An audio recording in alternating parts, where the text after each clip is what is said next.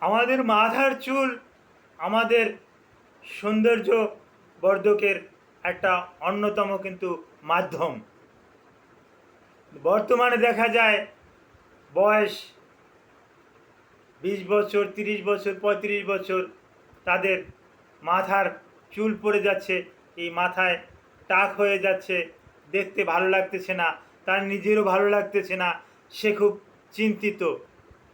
এর কারণ কি? এই কারণগুলো নিয়ে আলোচনা করব। কি কি নিয়মকানুন যদি মেনে চললে আপনার চুল পড়া বন্ধ হবে এবং মাথার চুলগুলো ভালো থাকবে, এ ব্যাপারে আলোচনা করব। আসসালামু আলাইকুম রহমতুল্লাহি ওবারাকাতুহু। আমি ডাক্তার মীর শহীদুল ইসলাম। আমার চেম্বার শুভেচ্ছা 255, ঐতিহ্যবাহী শেখঘাট, সিলেট। জি দর্শক শ্রোতা, আলোচনা করব এই মাথার চুল নিয়ে।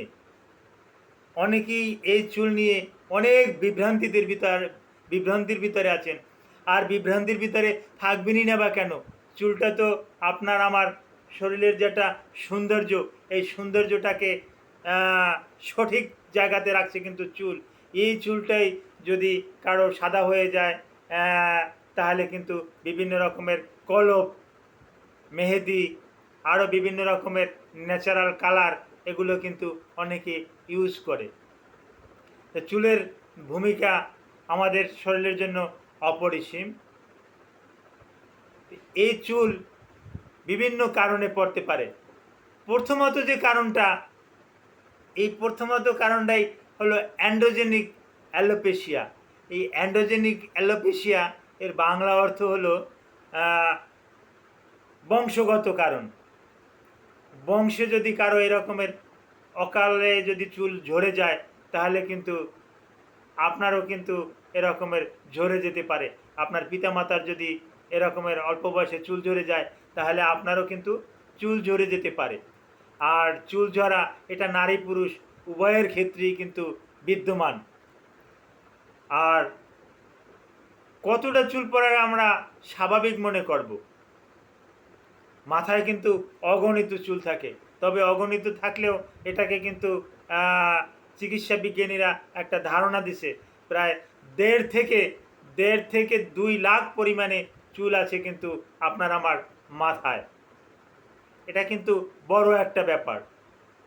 এখন কতটা চুল পড়লে আমরা স্বাভাবিক মনে করব? যদি চুল 100 থেকে 120টা পর্যন্ত যদি চুল পড়ে, 100 থেকে 120টা 30টা চুল যদি ঝরে যায়, তাহলে এটা স্বাভাবিক। এটা নিয়ে টেনশনের কোনো রকমের কোনো কারণ নাই। কিন্তু এর থেকে বেশি পড়লে একটা চিন্তার বিষয়। আর একটা মজার ব্যাপার, আমাদের মাথা থেকে 50টা চুল পড়ে গেল, হ্যাঁ পুরান চুলটা পড়ে গেল, ওখান থেকে কিন্তু আবার একটা নূতন চুল কিন্তু গজায়। নূতন চুল যদি না গজাতো, তাহলে আপনি আমি কিন্তু কয়েকদিনের ভিতরে আপনার আমার মাথায় কিন্তু টাক হয়ে যেত। কিন্তু সেটা কিন্তু হচ্ছে না, কারণ প্রতিনিয়ত কিন্তু নূতন চুল কিন্তু গজায়। আর চুল পড়ার আরও একটা কারণ হলো ড্যান্ড্রাফ, যেটাকে আমরা খুশকি বলি। মাথায় যদি খুশকি থাকে, তাহলে এই খুশকির কারণে কিন্তু হেয়ার ফল হতে পারে, অর্থাৎ চুল পড়ে যেতে পারে।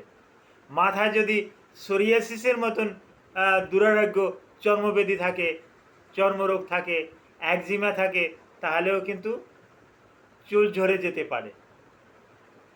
তারপর যদি ডার্মাটাইটিস থাকে, সেক্ষেত্রেও কিন্তু চুল ঝরে যেতে পারে। টিনিয়াসিস থাকলেও কিন্তু চুল ঝরে যেতে পারে। আরও একটা কারণ, আপনি যে পানিতে নিয়মিত গোসল করেন, ধরেন টেপের পানিতে গোসল করেন, নদী বা পুকুরের পানিতে, স্বচ্ছ পানিতে আপনি গোসল করতে পারছেন না, সেক্ষেত্রে যে পানি দিয়ে আপনি গোসল করেন, মোটর থেকে উপরে তুলেন, ওই পানিতে আয়রনের পরিমাণটা বেশি। আয়রনের পরিমাণ বেশি থাকলেও লক্ষ্য করেছি, এই আয়রনের পরিমাণ বেশি থাকলেও ওই পানি দিয়ে যদি আপনি গোসল করেন, তাহলে আপনার কিন্তু হেয়ার ফল হচ্ছে, চুল পড়ে যাচ্ছে। যারা অত্যাধিক আয়রনযুক্ত পানি দিয়ে গোসল করে, তাদের ক্ষেত্রে কিন্তু একটা পরামর্শ দিয়ে থাকি যে না, আপনি আয়রনযুক্ত পানি দিয়ে গোসল করবেন না, এটা মাথায় ব্যবহার করবেন না, তাহলে কিন্তু আপনার জন্য ক্ষতি হয়ে যাবে। আর চুল যাদের নিয়মিত পড়তেছে এবং লক্ষ্য করতেছেন যে এই যে সিঁথি করা হচ্ছে, এটা দেখা যায় মাথার মাঝে মাঝে একটু টাক টাক এরকমের দেখা যায়, আগের মতন আর সেই রকমের ঘন নয়, তাদের ক্ষেত্রে একটা গুরুত্বপূর্ণ পরামর্শ, হয়তো কেউ ওবেসিটিয়ান, মোটা, এই মোটা লোকরা যদি হঠাৎ করে ওজন নিয়ন্ত্রণে আনে, ওজন নিয়ন্ত্রণে আনলে তারা ডায়েট কন্ট্রোল করে, যার পরিপ্রেক্ষিতে বিভিন্ন রকমের মিনারেলস, ভিটামিন এগুলো কিন্তু পাচ্ছে না, যার কারণেও কিন্তু হেয়ার ফল হচ্ছে। আর ভিটামিন D3, কোলিক্যালসিফেরল, তারপর আসে আলফা টোকোফেরল, এ জাতীয় ভিটামিনের ঘাটতি পড়লে কিন্তু চুল এমনি কিন্তু পড়ে যায়।